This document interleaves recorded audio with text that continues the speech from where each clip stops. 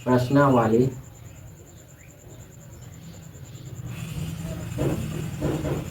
2.1 प्रश्नावली 2.1 का चलिए कुछ सवाल हम लिख लेते हैं किताब के माध्यम से बोर्ड पर, ठीक ना। उसके बाद आप सभी को बताते हैं क्या करना है।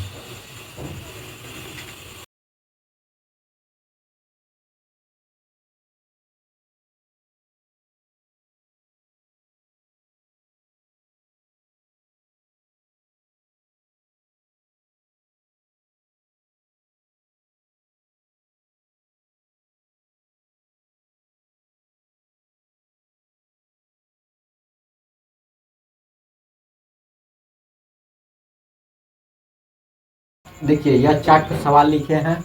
यह चारों सवाल में जो है ना वही कह रहा है पी एक्स निकालने के लिए। सबसे पहले हम क्या करेंगे, सवाल को पढ़ लेंगे। सवाल क्या कह रहा है सवाल कि किसी बहुपद पी एक्स के लिए y बराबर पी एक्स का ग्राफ नीचे आकृति 2.10 में दिया है।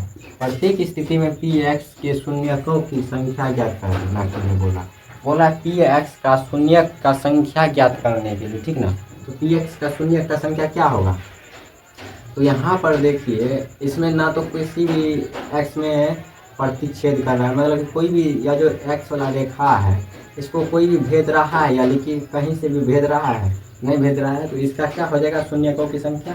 यहाँ पर लिख लेंगे नंबर 1 शून्यकों, यहाँ पर ऊपर में लिख देते शून्यकों की संख्या शून्यकों की संख्या नंबर 1 0 होगा। क्या होगा, शून्य 0। यहाँ पर लिख देते शून्य क्या होगा 0, शून्य बराबर 0। नंबर 2 दूसरा नंबर में देखिए, दूसरा नंबर में कितना बार एक्स को प्रतिच्छेद कर रहा है, यहाँ पर एक ही बार कर रहा है क्योंकि यह तो वाई में कर रहा है प्रतिच्छेद, यहाँ पर लेकिन एक बार कर रहा है। तो शून्य कितना हो जाएगा, शून्य बराबर हो जाएगा आपका 1 हो जाएगा। यहाँ पर शून्य के लिख लीजिए, शून्य बराबर 1। 3 नंबर में देख लेते हैं, शून्य बराबर तीसरा नंबर में देखते हैं। तीसरा नंबर यह है, तीसरा नंबर में देखते हैं 1 2 3, 3 बार प्रतिच्छेद कर रहा है तो 3 होगा। इसका शून्य की संख्या कितना होगा, 3 हो जाएगा, ठीक ना। अब चौथा नंबर में देखते हैं, चौथा नंबर में कितना है 1 2। जितना बार एक्स प्रतिच्छेद करेगा शून्य किसका क्या है, शून्य बराबर 2, शून्य बराबर 2। 2 बार प्रतिच्छेद कर रहा है तो 2 होगा, ठीक ना। अब चलिए 2 सवाल और बचा है, वो दोनों सवाल देख लेते हैं। दोनों फिगर के साथ है कि कितना बार प्रतिच्छेद कर रहा है, ठीक ना। वह दोनों को देखने के बाद आगे बताते हैं कि क्या होगा।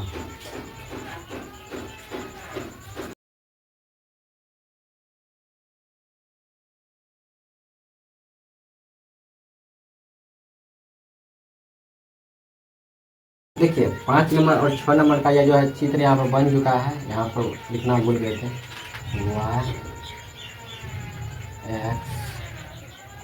y x देखिए यहाँ पर जो है 5 नंबर और 6 नंबर का चित्र बन चुका है।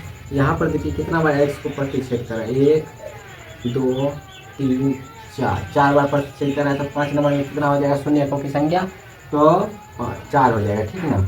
उसके बाद यहाँ पर आप लोग अगर 6 नंबर का सवाल देखिएगा तो 6 नंबर में क्या कर रहा है, यहाँ पर सिर्फ स्पर्श यानी कि छू कर निकल रहा है। क्या कर रहा है, छू कर निकल जा रहा है। तो मतलब सट तो रहा है दीवार पर, अगर रोशनी पड़ेगा ये थोड़ी ना कि दीवार को छीन कर निकल जाएगा। दीवार पर अगर छू लिया तो सोच लीजिए वह अति हो जाए। जैसे कि बिजली का तार अगर किसी लोहे को छू ले तो उसमें करंट तो जाएगा, ठीक उसी प्रकार से यह जो है इसको स्पर्श कर रहा है तो यह भी गिना जाएगा। तो 1 2 3 हो गया इसका शून्य की संख्या, ठीक। अब आप सभी को बात समझ में आ गया होगा कि शून्य का संख्या कैसे निकाला जाता है। लेकिन यह जो है ना सिर्फ ऑब्जेक्टिव में पूछा जाएगा, ठीक। सब्जेक्टिव के लिए 2.2 पढ़ना पड़ेगा, 2.3 पढ़ना पड़ेगा, 2.4। अगर आप लोग पूरा बहुपद पढ़ लेते हैं, पूरा अगर बहुपद पढ़ लेते हैं, क्या पढ़ लेते हैं, पूरा अगर आप लोग बहुपद पढ़ लेते हैं तो सोच लीजिए आप सभी को जो है ना 5 से 10 नंबर, 5 नंबर कहीं नहीं गया है, 5 नंबर आप सभी का फिक्स रहेगा, ठीक ना। बहुपद में 5 नंबर फिक्स रहेगा। उसके बाद वास्तविक संख्या जो पढ़ाए थे अगर उसको अगर आप लोग पढ़े होंगे तो उसमें से जो है ना 10 नंबर पूछा जाता है। वह 10 नंबर और 5 नंबर 15 नंबर हो गया। 15 नंबर इधर से तो आप सभी का पूछ ही देगा, ठीक है ना। हम या जो है ना गारंटी तो नहीं अति बोल सकते हैं इसको, लेकिन हाँ 99.9% चांस रहता है कि यहीं से पूछेगा। 99% चांस रहता है कि बहुपद से ऑब्जेक्टिव रहता है और वास्तविक संख्या से ऑब्जेक्टिव और सब्जेक्टिव दोनों रहता है।